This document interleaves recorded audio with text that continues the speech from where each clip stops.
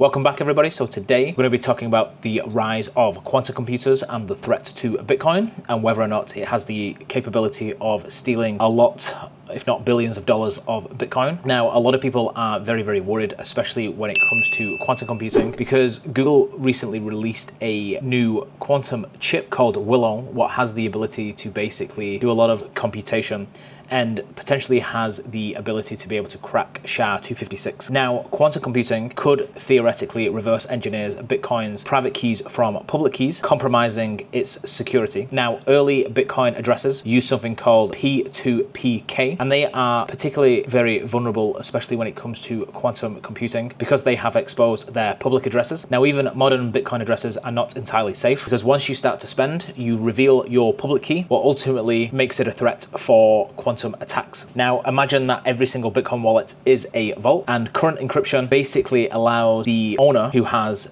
the key to obviously have access to the vault. But if you have a very powerful super quantum computer, it could obviously act as a master key, opening all the vaults. Now, early Bitcoin addresses, especially the Satoshi Nakamoto wallet, what obviously holds over 1 million Bitcoin, are most vulnerable because they don't necessarily use the same level of security as the newer addresses. Now, the advancements in quantum computing obviously means it's more of a question of if, rather than a question of when these accounts will start to be compromised. Now, the thing is, I don't think a lot of people are really paying attention to this, because a lot of people, like I keep saying, are very, very worried about cryptocurrency and Bitcoin and blah, blah, blah, blah, blah. And the thing is, this is the least of our worries. And I mean that because if you have a supercomputer, what could ultimately crack SHA-256, it could basically unravel all digital security across the entire planet, from military communication, obviously from financial systems, and also from just peer-to-peer, especially when it comes to email, text messages, etc., etc.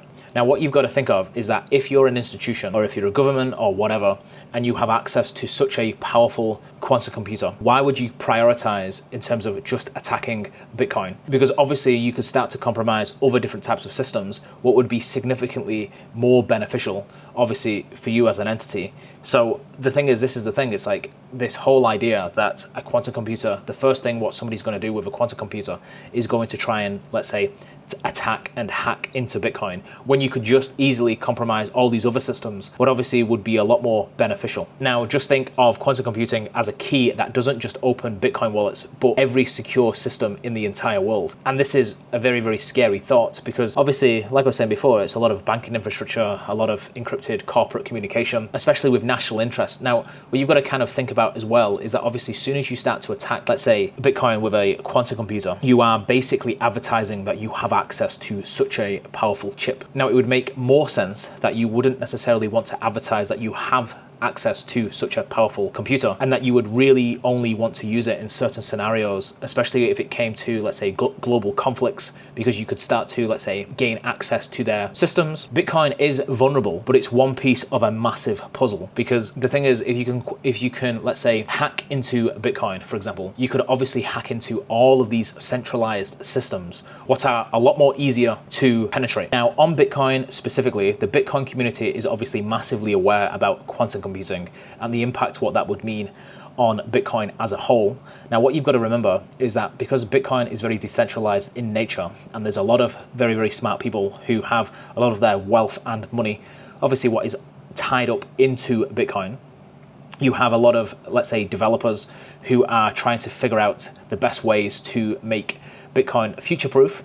Now, they are already trying quantum-resistant addresses, what obviously use a different type of cryptographic techniques. But obviously what you've got to kind of be aware of is that you would need to transfer your Bitcoin from the old addresses to the new quantum addresses, what obviously would have large implications for everybody on the entire network. And obviously as well, you would have issues with the old addresses, especially if they have thousands of Bitcoin already in them. Now, this isn't just like forwarding mail, it's a global migration requiring millions of transactions and years of effort. Now, a lot of people are trying to figure out the best way of approaching this, and they're already using something called P2QR, what is a format that is already in development, ensuring Bitcoin can adapt. And ultimately, it's a race against time, one with clear incentives. What obviously is protecting $1 billion asset. Now, like I was saying before, if you have access to one of these chips, why would you want to attack something what is very decentralized in nature? It has a large community around it. It'd be very, very easy to kind of attack a very centralized institution rather than trying to attack something what is completely decentralized from a node perspective, from an energy perspective, and from a compute perspective.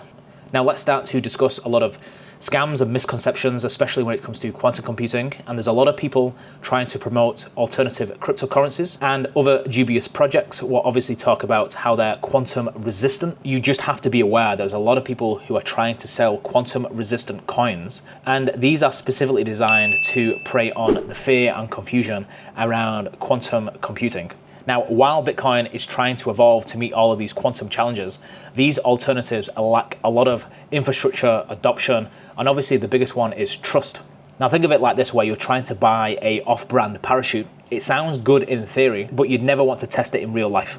Now, Bitcoin is very uniquely positioned, especially when it comes to quantum threats, due to its decentralized nature, dedicated developers, and robust incentive structures. Unlike traditional systems, which rely on bureaucratic institutions, Bitcoin obviously thrives on innovation and proactive solutions. The future of Bitcoin very much relies on its community, while banks, governments are very, very slow to adapt. Now, Bitcoin's decentralized nature empowers its network to address challenges head on. Now, it's like having a global team of the top engineers working hard around the clock to, most importantly, secure your assets. Now, this is very much light and day when it comes to traditional institutions which often prioritize profit or politics over genuine security. Now, finally, I also just want to touch on Google and obviously Willow.